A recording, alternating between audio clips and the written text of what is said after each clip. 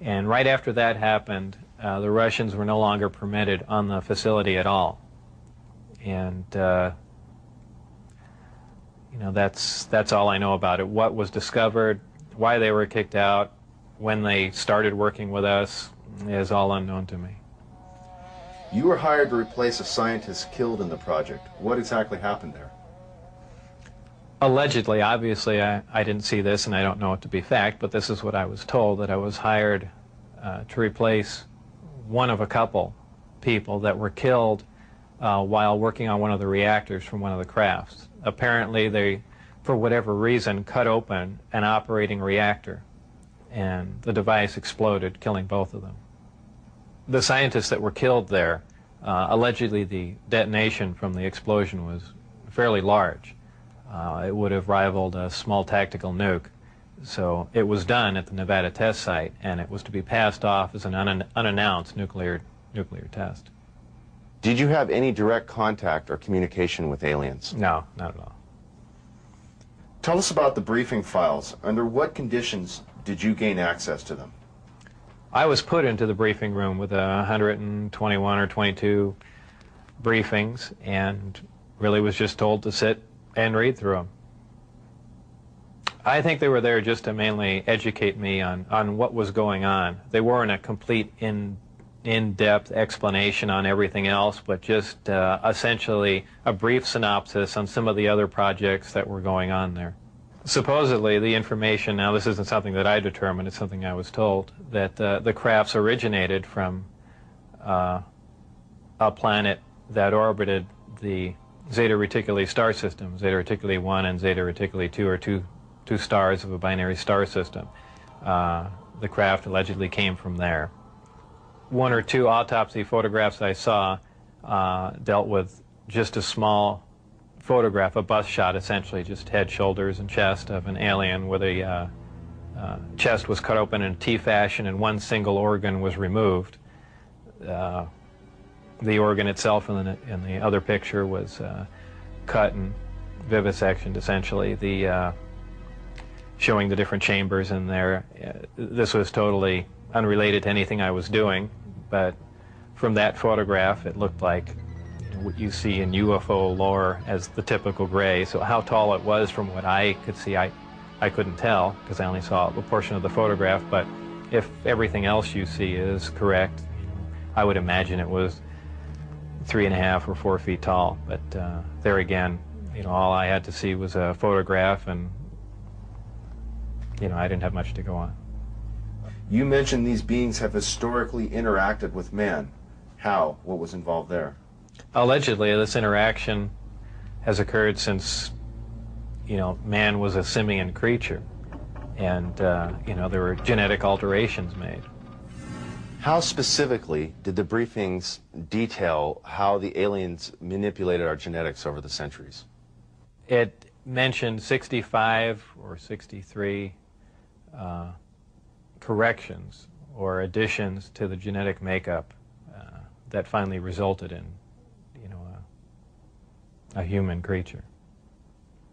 In an earlier interview, you had mentioned you saw what you thought may be an alien. Was it an alien? What did you see?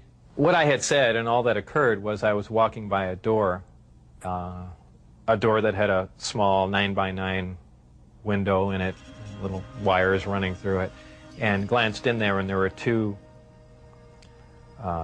either technicians, scientists, or whoever they were, looking down at something. And what that something was caught my eye, and I never really did see what it was. A lot of people have asserted, well, there was an alien, and there are aliens working around there, and so on and so forth. I mean, I don't think that was the case. But who knows? I was, you're seeing all these fantastic things, and your mind gets going, and, you catch something out of the corner of your eye. Who knows what your mind's going to come up with? So I certainly wouldn't stand on that as fact by any means. What was the incident in 1979 that brought the alien exchange program of information to a halt? Again, this was a story that was relayed to me, and allegedly what happened in '79, there was some sort of information exchange going on where there were actual live aliens at the facility, and at one particular point there was an area where some security personnel went to enter. And apparently, because of not the sidearms, but the bullets in the sidearms, from what I understand, if they would have entered the area, the bullets would have detonated. And supposedly one of the creatures tried to stop the security personnel from entering the area, and a fight ensued. And the bottom line from the altercation was that the security personnel, I don't remember how many were involved, but were all killed, and they died of head wounds, and that's all that I heard of that story. What was your job description at S4? My official job description was a senior staff physicist. I don't know if I actually had that position when I was there, because I was there so infrequently. I wasn't supervising anyone, so that was the official position I was hired under. But whether or not I actually acted in that capacity, I don't know. What was the size of the staff working on Project Galileo? Well, there were 22 people employed there totally. And that was specifically for the Galileo project? No, for the entire project. Oh, I see. There were 22 people with majestic clearance. I had majestic clearance. Majestic clearance was designated as clearance 38 levels above Q clearance, and Q clearance is the civilian top secret clearance. When did you see your first disc? The first disc I saw, I believe it was the second, or I think it was the third time I was up there. Normally the bus pulled around to the opposite end of the facility, which was the main entrance, and that's where we went in. On this particular occasion, it pulled up to one of the hangar doors, which were normally closed, and the last one was open. We came out, and I saw the disc in the hangar. Upon seeing it, it struck me that, well, this explains all the UFO sightings, not thinking that it was an extraterrestrial craft, that this must have been some advanced form of fighter that we've been working on for years, and people have just caught it being tested, so on and so forth. And it never even occurred to me, even though I was looking at an extraterrestrial vehicle, that this wasn't man-made. When did you realize the craft was not of earthly origin? Well, it probably really hit me when I got inside the craft and looked around and began to understand how the craft was operated, and finally grasped the whole project as a whole, as what we were doing, the fact that we weren't building this thing, we were trying to find out how it was made. We were back engineering it. What is back engineering?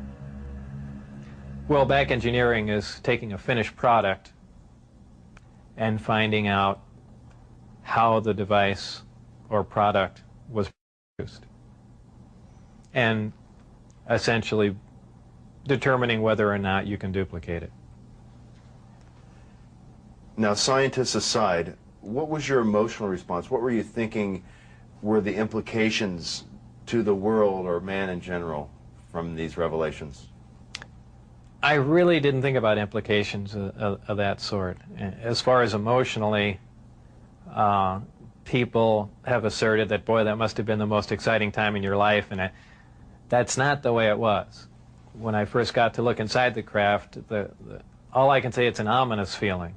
You walk in there and it feels as if you shouldn't be there. I know that sounds kind of corny, but it's a real ominous feeling. It's not an exciting feeling. It brings up a whole lot of questions in your mind. Well, where did this come from? And you know that they won't give you the answers to the whole story, but that's the only way I can describe it. How many craft are housed at S4, and are they in fact all disc-shaped? There are 9, and their shapes vary.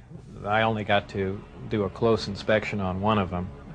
The others I just briefly saw, and they pretty much varied. I give everything nicknames there. The one I worked on was kind of sleek looking, and I gave it the name of the Sport model. There was one that looked like a Jell-O mold. There was one that looked like a top hat. There was a disc that was turned up on its side, and it had a large projectile hole with the metal bent outwards on it.